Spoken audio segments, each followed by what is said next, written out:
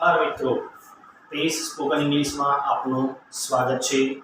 દરેકને જય હિન્દ, જય ભારત, વંદે માતરમ. હવે આપણે ફરી આપણું ભણવાનું યજ્ઞ શરૂ કરીએ. આજે આપણે જોવું છે પૂર્ણ વર્તમાનકાળ, પરફેક્ટ પ્રેઝન્ટ ટેન્સ. આપણે મારે તમને ભણાવવું છે પરફેક્ટ. આની આગળ આપણે ભણ્યા છે કન્ટિન્યુઅસ ટેન્સ, બરાબર છે. હું તમને બંનેને કમ્પેર કરીને સાથે સાથે સમજાવું કે નોર્મલી આપણે વાક્ય રચના શું રાખીએ છીએ. તો કે આપણી વાક્ય રચના દરેક મિત્રોને હવે ગોખાઈ ગઈ હોવી જોઈએ. SHMO. આપણે હંમેશા અંગ્રેજીની વાક્ય રચનામાં આ વસ્તુને ફોલો કરીશું. S એટલે કે સબ્જેક્ટ, H એટલે કે હેલ્પિંગ વર્બ, M એટલે કે મેઇન વર્બ. હેલ્પિંગ વર્બ અને મેઇન વર્બ આ બે આખા સેન્ટેન્સના આત્મા છે, સૌથી મહત્વના મુદ્દા છે. એ પણ ખબર છે મને હેલ્પિંગ વર્બ શું કરે છે તો કે ટાઈમ બતાવે છે. મેઇન વર્બ શું કરે છે તો કે એક્શન બતાવે છે.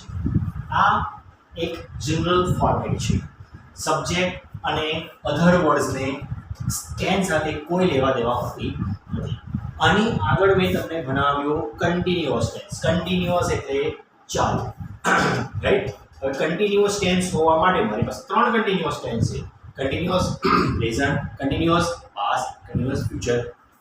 જેમાંથી કન્ટિન્યુઅસ હોવાનું ઇન્ડિકેશન એક્શન આપે છે કે જે ING form of the verb લેને લેજો. જ્યારે પણ આઈએનજી ફોર્મ આવે એટલે આપણને ખબર છે શું ક્રિયા ચાલુ બતાવે છે. પણ એ ક્રિયા ચાલુ કયા સમયે તો કે પ્રેઝન્ટમાં હોઈ શકે છે, પાસ્ટમાં હોઈ શકે છે, ફ્યુચરમાં હોઈ શકે છે. તો એને નહીં, હેલ્પિંગ વર્બ આપણા માટે એ કામ કરશે. તો હેલ્પિંગ વર્બ અહીંયા ઘડી મને શું બતાવશે? છે, હતું ને હશે. પણ છે, હતું, હશે શેના બેઝ પર કરી છે? આપણે કેવી રીતે રજૂ કરીશું તો કે ટુ બીના ફોર્મ વડે આપણે કામ કરીશું, બરાબર છે. ટુ બીના ફોર્મ વડે આપણે હંમેશા એને સમજાવવા પ્રયત્ન કરીશું કે હંમેશા વર્તમાનકાળ કે ભૂતકાળ કે ભવિષ્યકાળ હોવાનું કામ કોણ છે? બસ આ જ પેટર્નથી હવે આપણે પરફેક્ટ ટેન્સ સમજવાનો પ્રયત્ન કરીએ, રાઈટ. તો પરફેક્ટ ટેન્સનું ફોર્મેટ આપણી પાસે શું આવશે? પરફેક્ટ ટેન્સનું ફોર્મેટ શું આવશે આપણી પાસે? પરફેક્ટ એટલે શું તો કે પૂર્ણ ક્રિયા. તો મારે કેવું બતાવવું છે? ક્રિયા અહીંયા કેવું બતાવવું? ક્રિયા ચાલી રહી છે. મારે એ બતાવવું છે ક્રિયા પતી ગઈ છે. એનો મતલબ શું તો કે ક્રિયાનું જે દાખલા તરીકે મેં આ ફિલ્મ જોઈ છે, હું તમને મળ્યો છું, તેમને મને કામ આપ્યું છે. મતલબ કે તમે જ્યારે પણ જોશો છે ની આગળના ભાગમાં જે ક્રિયાપદ છે એ શું બતાવે છે કે પૂર્ણ હોવાનું રજૂ કરે છે. અને ગુજરાતીમાં જે પૂર્ણ હોવાનું છે એ અંગ્રેજીમાં વર્બના થર્ડ ફોર્મ, જેને આપણે ભૂતકૃદંત તરીકે ઓળખીએ છીએ, ઇંગ્લિશમાં પાસ્ટ પાર્ટિસિપલ કહેવાય. તો થર્ડ ફોર્મનું કામ ટેન્સ બતાવવાનું નથી, પણ ક્રિયાની પૂર્ણ સ્થિતિ બતાવવાનું કામ છે. તો જ્યારે પૂર્ણકાળ હશે એટલે વર્બનું થર્ડ ફોર્મ તો આવશે જ. પછી પ્રેઝન્ટ હોય, પાસ્ટ હોય કે ફ્યુચર હોય. તો પ્રેઝન્ટ, પાસ્ટ ને ફ્યુચર, હવે એ કામ એનું નહીં, હેલ્પિંગ વર્બનું છે. આની જેમ જ આપણે જશે. પણ અંગ્રેજીમાં થોડી ખાસિયત છે કે પ્રેઝન્ટ ટેન્સ બતાવવા માટે આની અંદર આપણે બીના ફોર્મનો ઉપયોગ કરીએ છીએ. તો અહીંયા બી નહીં ચાલે. એના માટે આપણે નવ ક્રિયાપદ આના કોમ્બિનેશનમાં લેવું પડતું છે. અહીંયા આગળ હેવના રૂપ કામ કરે છે, રાઈટ. હેવના ફોર્મ વડે અંગ્રેજીમાં આપણે જોડીમાં યાદ રાખવું પડશે કે આઈએનજી છે તો મારે છે, હતું, હશે માટે બીના ફોર્મનો ઉપયોગ કરવાનો. પણ જો ક્રિયા પૂર્ણ છે એટલા માટે થર્ડ ફોર્મ છે, તો થર્ડ ફોર્મની અંદર પૂર્ણ ક્રિયા માટે મારે શું બતાવવાનું છે? હેવના ફોર્મ. તો હેવના ફોર્મને ટેન્સ પ્રમાણે હું બદલીશ, મને ત્રણ કાર્ડ એક સાથે મળી જશે. પરફેક્ટ. તો પ્રેઝન્ટમાં શું આવશે? હેવ અથવા હેઝ. તો હેવ અને હેઝનું કોમ્બિનેશન બનશે થર્ડ ફોર્મ સાથે, તો એક ટેન્સ મળે મને, પરફેક્ટ પ્રેઝન્ટ, બરાબર છે. એનો મતલબ કે પ્રેઝન્ટમાં કોઈ ક્રિયા પૂરી થઈ ગઈ છે. આપણે કન્ટિન્યુઅસ ટેન્સ ભણી ચૂક્યા છે. મેં તમને આ વાત પહેલા કીધેલી છે, બરાબર છે. એને હોમવર્ક કર્યું છે. તો કંઈક ક્રિયા પૂરી થઈ ગઈ હોવાનું ઇન્ડિકેટ કરે છે. અચ્છા, ક્રિયા પૂરી થઈ ગઈ હોવાનું ગુજરાતીમાં ઇન્ડિકેટ કરતા કેટલાક સ્પેશિયલ શબ્દો છે, રાઈટ. જેમાં તમે આપણે એવું કહીએ કે આ વિચારને જોઈ નાખ્યું છે. નાખ્યું એટલે શું? રાઈટ. તો ક્રિયા પૂરી થઈ ગઈ હોવાનું, રાઈટ. ક્રિયા થઈ ગઈ, કેવી? પૂરી, પૂર્ણ થઈ ગઈ. એના માટે ઘણી વખત નાખી, દીધી, લીધી, ચૂકી, કાઢી, અડધો ય, બરાબર છે. આના જેવા કેટલાક શબ્દોનો આપણે ઉપયોગ કરીએ છીએ, રાઈટ. દાખલા તરીકે મેં આ બધા વાક્યો લખી કાઢ્યા છે, તો કાઢ્યા મીન્સ વોટ? એ ઇન્ડિકેટ કરે છે કે આ કામ મારું થઈ ગયું છે, બરાબર છે. મેં ચા પી લીધી છે, લીધી શું ઇન્ડિકેટ કરે? Third form. હા, બાજુમાં છે એટલા માટે હું આ કામ કરું છું. પણ માની લો કે મેં આ ક્રિયા પૂરી થઈ ગઈ, નાખી દીધી, લીધી, ચૂકી હતી, તો પાસ્ટના કોઈ પોઈન્ટ ઓફ ટાઈમ પહેલા કોઈ ક્રિયા પતી ગઈ. દાખલા તરીકે મારા પપ્પા મારી ઘરે આવ્યા આજે સાંજે ઓફિસથી, એટલે ભૂતકાળ થઈ ગયું અત્યારના સંદર્ભમાં. તો તે વખતે મેં મારું હોમવર્ક પતાવી દીધું હતું. તો મારા ફાધર જ્યારે ઓફિસથી આવ્યા તે વખતે મારે ભણાવવાનું હોમવર્ક કરવાની ક્રિયા ચાલુ ન હતી, પતી ગઈ હતી. તો હોમવર્ક કરી નાખ્યું, ડન, ફિનિશ, રિટર્ન, તમારે જે લખવું હોય તે.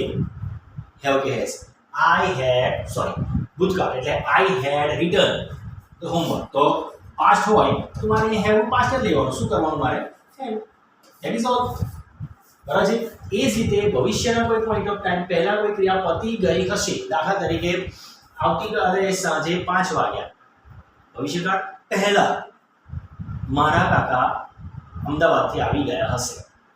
એની પહેલા એમના આવવાની ક્રિયા ચાલુ નહીં, પતી ગઈ હશે, રાઈટ. તો પૂર્ણ, તો વિલ હેવ કાકા છે. આપણને ખબર છે કે ફ્યુચરને પોતાના જ ઇન્ડિકેશન છે. શું છે? તો કે શેલ અને વિલ. શેલ અને વિલ એક પ્રકારના મોડલ ઓક્ઝિલરીઝ છે કે જે સ્પેસિફિકલી ફ્યુચર જ બતાવે છે. અને વિલ અને શેલ જેવા મારી પાસે જાત જાતના મોડલ છે. Will, shall, can, could, should, would, may, might, એ બધાને અલ્ટિમેટલી શું કહેવાય? Modal auxiliaries. પણ ફ્યુચર તો ફ્યુચર જ છે, પણ એને મને પરફેક્ટના ફોર્મમાં બતાવવું હોય તો આ તો હેવ તો કહેવાય જ ને. એટલે હું શું કહું છું? હેવ લગાડી દઉં છું. તો શેલની જોડે હેવ કે વિલની જોડે હેવ કે મોડલની જોડે હેવ મારે લગાડી દેવાનું. અહીંયા આગળ હેવ શું બનશે? ખાલી સોપીસ બનશે કે જે હેલ્પિંગ વર્બ પણ નહીં બતાવે અને મેઇન વર્બ બસ આવશે ખરું. જો તમે ન લખો તો શેલની જોડે થર્ડ ફોર્મ ડાયરેક્ટ ના આવે, રાઈટ. આ કેવી રીતે પરફેક્ટલી સેન્ટેન્સ બને છે એ મેં તમને શીખવાડ્યું. હવે પરફેક્ટની વાક્ય રચના હું તમને ગ્રામરની અંદર બતાવવા પ્રયત્ન કરું. જુઓ, આપણી પાસે જે તમે લખ્યું એ જ બધું અહીંયા આપેલું છે. સબ્જેક્ટ, હેતુમાં મેઇન વર્બ અને અધર વર્ડ્સ. એમાંથી મેઇન વર્બમાં થર્ડ ફોર્મ આવે છે હેવના, બરાબર છે. ટેન્સ પ્રમાણેના ફોર્મ અહીંયા લખેલા છે. પ્રેઝન્ટમાં હેવ હેઝ આવે, પાસ્ટમાં હેડ આવે અને ફ્યુચરમાં આવે. તો અલ્ટિમેટલી એની વાક્ય રચનાને એક ચોક્કસ સ્વરૂપ આપું તો મને શું જોવા મળે? હેવ કે હેઝ વત્તા third form, had plus third form અને will have plus third form. આ રીતે મારે પરફેક્ટના 3 એક આવડે ને તે 3 આવડે. આપણે ચાલુ થઈ છે, બરાબર છે. કે જ્યારે પણ તમે કશી પણ વસ્તુ એક શીખો એની સાથે બીજી 2 ફ્રી તમને આવડી જ જાય. જેમ કે have has plus third form, had plus third form અને વિલ કે શેલ કે મોડલની જોડે હેવ જોડે થર્ડ ફોર્મ, બરાબર છે. હવે જુઓ, આ હેવનો મેં અહીંયા ઘડી કયા કન્ડિશનમાં આ ટેન્સ હોય? દરેક ટેન્સની પોતાની એક એપ્લિકેબિલિટી છે, ખાસિયત છે કે આ જગ્યાએ જ વપરાય. તો પરફેક્ટ પ્રેઝન્ટ ટેન્સનો ઉપયોગ શું છે? કોઈ પણ action, any action that has been finished just before some time in present, વર્તમાનના થોડાક સમય પહેલા જે ક્રિયા પૂરી થઈ છે એને પરફેક્ટ પ્રેઝન્ટ ટેન્સમાં વપરાય, બરાબર છે. અને બીજું recent past action but effect is still going on. આપણે કોઈ ક્રિયા એવી થઈ હોય કે આપણે પતી હોય પણ એની અસર આપણે એવું કહી શકીએ કે ચાલુ છે. દાખલા તરીકે આપણે મેં ચા પીધી હોય, બરાબર છે. અડધો કલાક પહેલાં કોઈ મને ઓફર કરે, હા યાર આપણે મેં ચા પીધી છે, મેં ચા પીધી છે, મતલબ કે મને હજી ચા પીવાની બીજી ઈચ્છા થતી નથી, ચા પીધી છે. અલ્ટિમેટલી ગુજરાતી જોડે કનેક્ટ કરશો ને તો બધું જ અંદર આવી જ જશે, બરાબર છે. એ જ રીતે એની action that had been finished past going just before some point of time of past. Okay, પણ ધ્યાન આપજો, આ છે ને સૌથી ઓછો વપરાતો ટેન્સ છે. આની બહુ જ કન્ડિશન છે. કઈ કન્ડિશન ખબર છે? સૌથી ઇમ્પોર્ટન્ટ કન્ડિશન આ છે. પાસ્ટના પણ પાસ્ટમાં કોઈ ક્રિયા થઈ હોય એ બતાવવા માટે જ આ વપરાય છે. જો કોઈને પાસ્ટનો રેફરન્સ ન મળે તો મારાથી પરફેક્ટ પાસ્ટ વાપરી શકાતો નથી. એટલે આ સૌથી ઓછો વપરાય. તમે અલ્ટિમેટલી જો આ ટેન્સ દુનિયામાં અસ્તિત્વ નથી ધરાવતો સમજશો તો ઓછી ભૂલો થશે. આપણે એવું કરવા નથી, આ તો વાત છે કે સૌથી ઓછું વપરાય, બહુ નહીં વાપરવું. પાસ્ટ આવે ને એટલે આપણે સિમ્પલ પાસ્ટ આપણે વાપરવાનો વધારે પ્રયત્ન કરવાનો. સિમ્પલ પાસ્ટ આજે આપણે ભણવાનો વાર છે. ઓકે, અને ફ્યુચરમાં આની ઉપયોગ થાય છે તો આને કહેવાય પરફેક્ટ ફ્યુચર, અને આ છે મોડલ જો આવે will ને shall સિવાય એને કહેવાય perfect models. Any action that will have been finished just before some point of time in future. અચ્છા, વચ્ચે આ હેવ એ કેવી રીતે આવ્યો ને એ મેં અહીંયા સમજાવ્યું કે દુનિયાના કોઈ પણ મોડલ ઓક્સિલરીઝ પછી વર્બનું ફર્સ્ટ ફોર્મ આવે ફિક્સ છે, બરાબર છે, તો આ વર્બનું ફર્સ્ટ ફોર્મ નથી.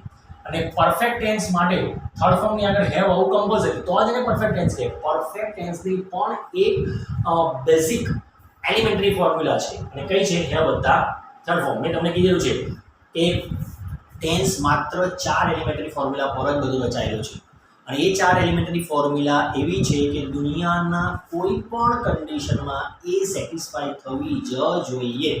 જેમ કે પરફેક્ટ ટેન્સ હોવા માટે થર્ડ ફોર્મની આગળ હેવ જોઈએ જ. તો અહીંયા થર્ડ ફોર્મ આવે તો અહીંયા will ને shall આવે તો ડાયરેક્ટ તો ચાલે ના. એટલે આપણે વચ્ચે શું કરીએ છીએ? આ બંને ફોર્મ્યુલાનું મર્જ કરો તો શું થશે?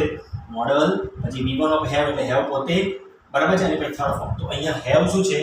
માત્ર ને માત્ર શોપીસ આવે. જો લખવાનું ભૂલી જાઓ તો ટેન્સ ખોટો પડે. અને હેવ સિવાય હેઝ કે હેડ બનતું નથી, કારણ કે હેલ્પિંગ વર્બ નથી કે હું હેઝ કે હેડ કરીશ.